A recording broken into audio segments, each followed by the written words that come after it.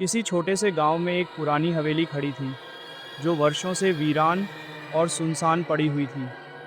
लोग कहते थे कि हवेली में रात के समय कुछ अजीब आवाज़ें सुनाई देती हैं और अगर किसी ने वहां जाने की कोशिश की तो वह कभी वापस नहीं लौटता। हवेली के पास से गुजरने वाला कोई भी इंसान डर के मारे कांपने लगता था, लेकिन गांव के लोग इस बारे में ज़्यादा बात नहीं करते थे क्योंकि इस हवेली से जुड़ी एक अजीब सी खौफनाक कहानी थी जिसे सुनकर लोग अपने रास्ते बदल लेते थे। एक दिन गांव में एक युवक समीर अपने माँ और दादी से मिलने आया था। हवेली के बारे में सुनकर समीर बहुत उत्सुक हो गया।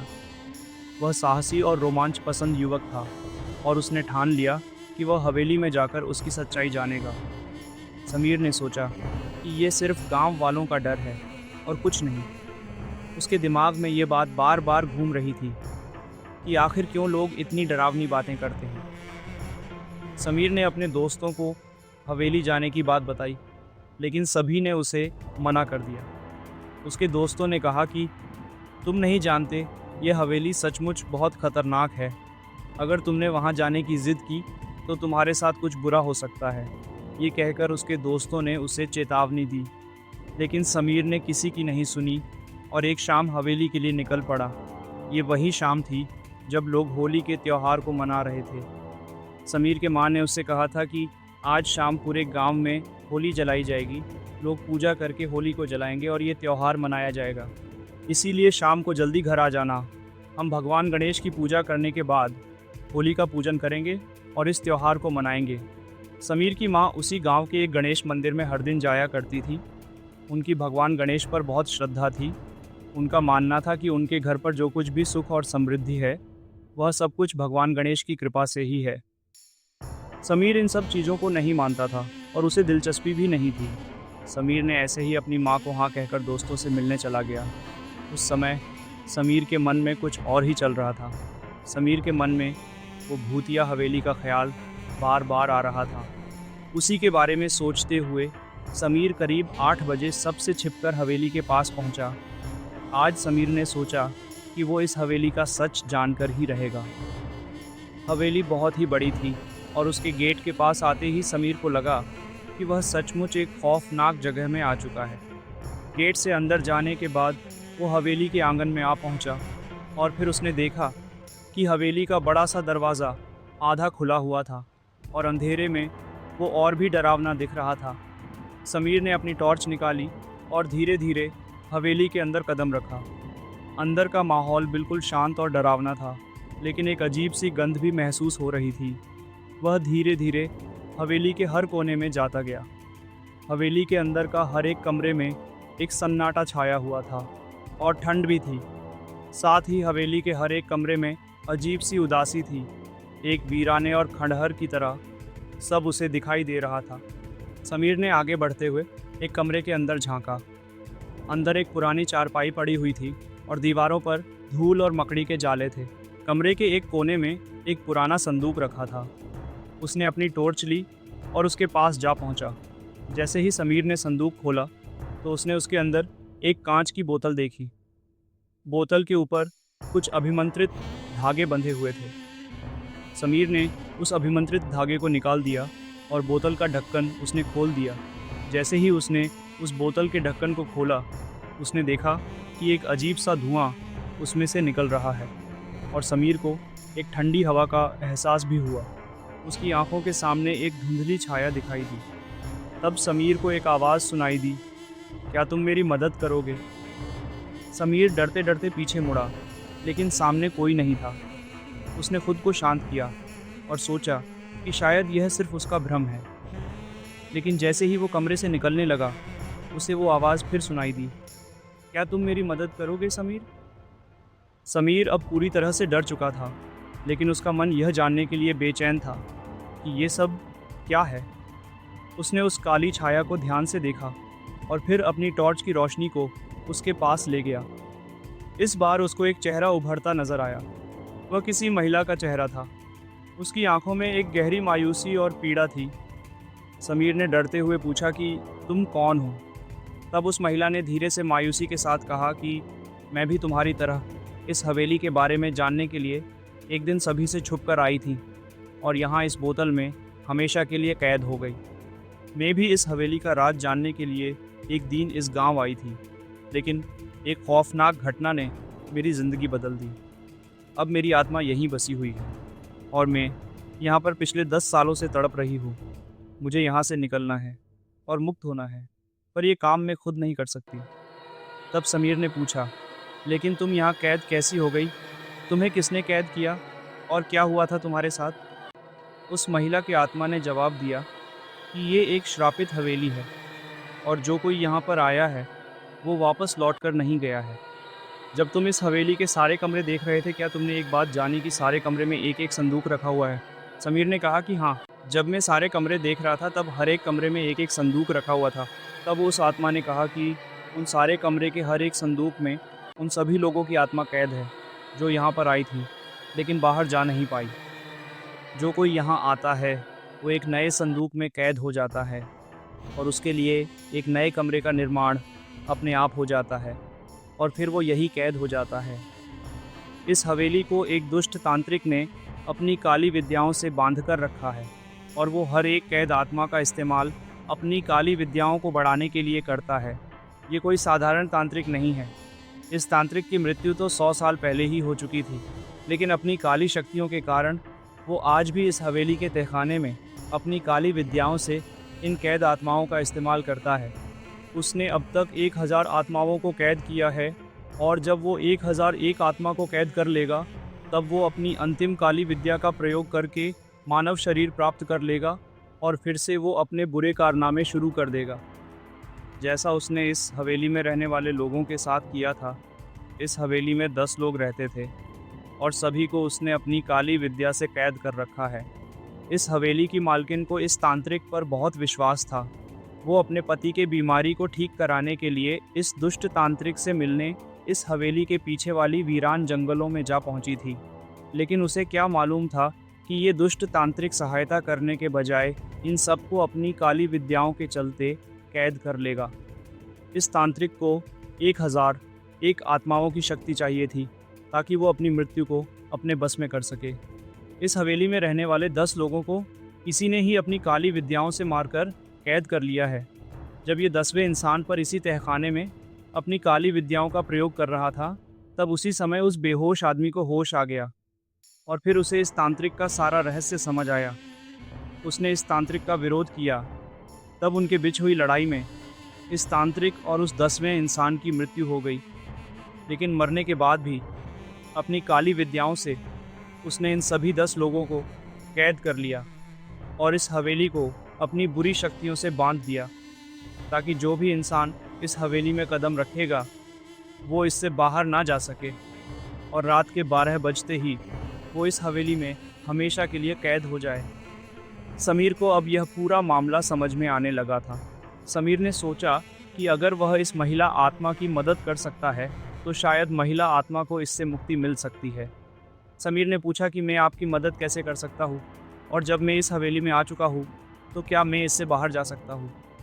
क्या मैं भी यहाँ पर कैद हो जाऊँगा, क्योंकि 12 बजने में और 3 घंटे का समय है। वैसे रात के 12 बजे ऐसा क्या होगा कि मैं यहाँ पर कैद हो जाऊँगा? महिला की आत्मा ने समीर को हवेली के एक और कमरे की ओर इशारा किया। समीर ने हिम्मत जुटाई और उस कमरे में प्रवेश किया। समीर ने देखा कि कमरे के बीचों बीच एक पुराना कटा फटा संदूक रखा हुआ था। उस संदूक को खोलते ही समीर को एक पुरानी डायरी मिली। जब उसने डायरी के पन्ने पलटे तो उसे इस हवेली से बाहर जाने और इस कैद से छूटने का तरीका मिल गया।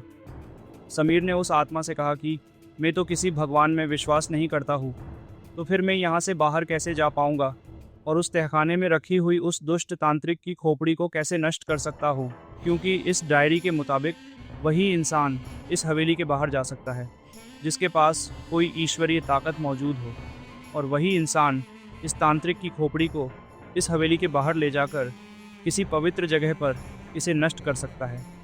तब जाकर उस दुष्ट तांत्रिक की आत्मा को ईश्वरीय शक्ति से हराया जा सकता है और कैद में रखे हुए 1000 आत्माओं को मुक्ति मिल सकती है। तब उस आत्मा ने जवाब दिया कि शायद तुम भूल रहे हो कि जब तुम घर से बाहर अपने दोस्तों से मिलने जा रहे थे, तब तुम्हारी माँ ने तुम्हारी हाथों में एक रक्षा कवच बांधा था। ये रक्षा कवच उसी भगवान गणेश का है जिसको तुम्हारी माँ हर दिन पूजती है। आज जब तुम इस हवेली में आए थे, तब इस तांत्रिक की काली विद्याओं ने तुम पर कोई भी प्रभाव नहीं डाला था।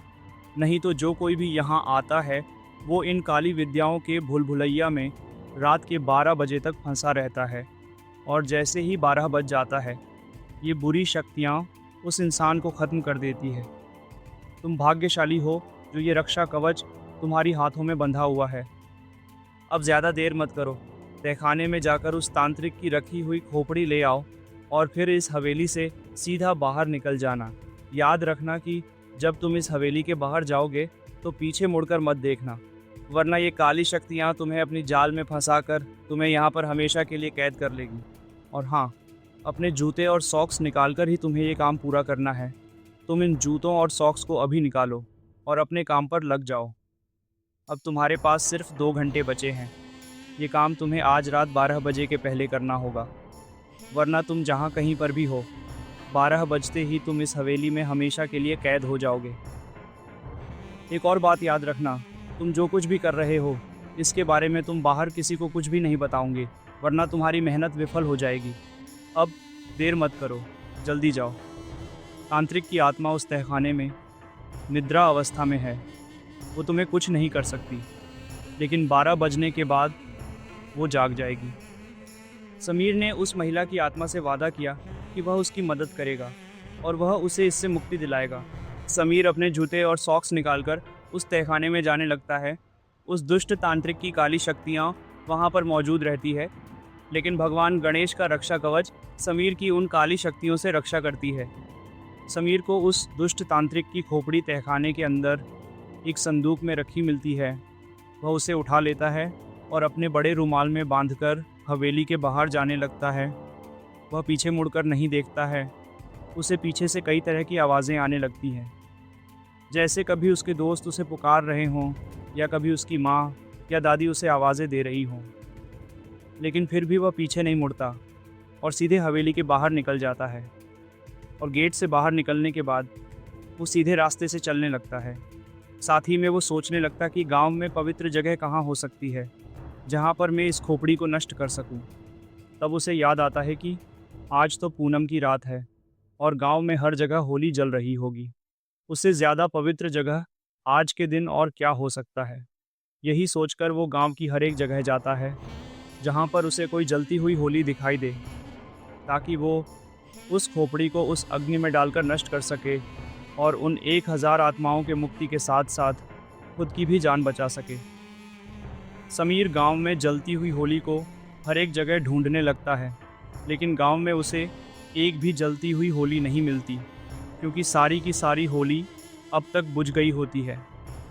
क्योंकि गांव में होली प्रज्वलन रात के 8 बजे हुआ था और 2 घंटे में सारी होली जलकर बुझ गई थी। एक भी होली में अग्नि प्रज्वलित नहीं था और इसी कारण समीर को खोपड़ी नष्ट करने के लिए कोई जगह नहीं दिखाई दी। समीर मायूस हो चुका था। उसे लगा आज उसका आखिरी दिन है। 11 बज चुका था, सिर्फ 1 ही घंटा अब बाकी था। उसने मन ही मन अपनी माँ से क्षमा मांगी और कहा कि मैंने आपकी बात नहीं मानी, और शाम को घर पर गणेश भगवान की पूजा के बजाय में उस हवेली में जा पहुँचा। उसने भगवान गणेश जी से भी क्षमा मांगी और कहा कि हे गणेश जी, आप मुझे क्षमा कीजिए, मैंने आप में विश्वास नहीं किया, लेकिन आपके इस रक्षा कवच ने अब तक मुझे उस बुरी शक्तियों से बचाए रखा। मैं अपने आप को आपके चरणों में समर्पित करता हूँ। हे गणेश जी, आप मुझे इस संकट से बाहर निकालो। इतना कहते ही तेज़ हवाएं बहने लगती हैं। समीर कुछ समझ पाता उससे पहले ही एक छोटा 10 या 12 साल का लड़का उसके हाथों में रखी हुई उस दुष्ट तांत्रिक की खोपड़ी छीनकर भागने लगता है। वो लड़का खोपड़ी लेकर एक प्रांगण में जा पहुंचता है और समीर उसके पीछे दौड़ने लगता है। समीर को लगता है कि उस दुष्ट तांत्रिक की बुरी शक्तियों ने काम करना शुरू कर दिया है, अब उसका बचना मुश्किल है। जब समीर उस प्रांगण में आता है, तब वो देखता है कि जो खोपड़ी एक छोटा 10 या 12 साल का लड़का लेके भागा था, उसने उसे उसी प्रांगण के किनारे रखा हुआ है। समीर जल्दी से उस खोपड़ी को उठा लेता है और वहाँ से जाने लगता है। उतने में ही समीर की नज़र देख पाती है कि ये कोई साधारण प्रांगण नहीं है। ये प्रांगण भगवान गणेश जी के मंदिर का है और उसी प्रांगण में एक पवित्र अग्नि जल रही होती है। ये कोई साधारण अग्नि नहीं होती है। जो भक्त भगवान गणेश की पूजा अर्चना करने आते थे, उन्हीं में से किसी ने यह अग्नि प्रज्वलित की थी। ये सब देखकर समीर इमोशनल हो जाता है और वो समझ जाता है कि ये सब भगवान गणेश की ही लीला थी। जो उसने प्रार्थना की थी, उनको भगवान गणेश जी ने सुन लिया था, या कहे कि उनकी माता की गणेश भक्ति का यह फल था, जिसके फल स्वरूप आज समीर का संकट दूर होने वाला था। समीर कुछ ज्यादा विचार किए बिना उस दुष्ट तांत्रिक की खोपड़ी को भगवान श्री गणेश का नाम स्मरण करके उस पवित्र अग्नि में डाल देता है। समीर जैसे ही उस खोपड़ी को उस पवित्र अग्नि में डालता है, उस खोपड़ी का विस्फोट हो जाता है और समीर को उस श्रापित हवेली से छुटकारा मिल जाता है। साथ ही उन 1000 आत्माओं को भी मुक्ति मिल जाती है जो उस हवेली में इतने सालों से कैद थी। सारी आत्माएं कैद से मुक्त हो गई और उस महिला की आत्मा ने समीर को आशीर्वाद दिया और उसके बाद वह हवेली से चली गई। अब हवेली का माहौल पूरी तरह से बदल चुका था। वहाँ अब कोई डर नहीं था और हवेली की पुरानी खामोशी गायब हो चुकी थी। समीर को यह एहसास हुआ कि उसने एक खौफनाक रहस्य सुलझाया था और 1000 बेबस आत्माओं को मुक्ति दी थी। अब समीर की आंखों में एक सुकून था। उसके मन में भगवान गणेश के प्रति आस्था बढ़ चुकी थी। समीर ने यह कहानी गांव वालों को सुनाई और गांव में सबकी जिंदगी बदल गई। हवेली अब एक सामान्य घर बन गई थी और उस पर फैली हुई डर की छाया पूरे तरीके से मिट चुकी थी। अगर वीडियो अच्छी लगे तो इस चैनल को सब्सक्राइब और वीडियो को लाइक करें। साथ ही अपने दोस्तों के साथ शेयर करें।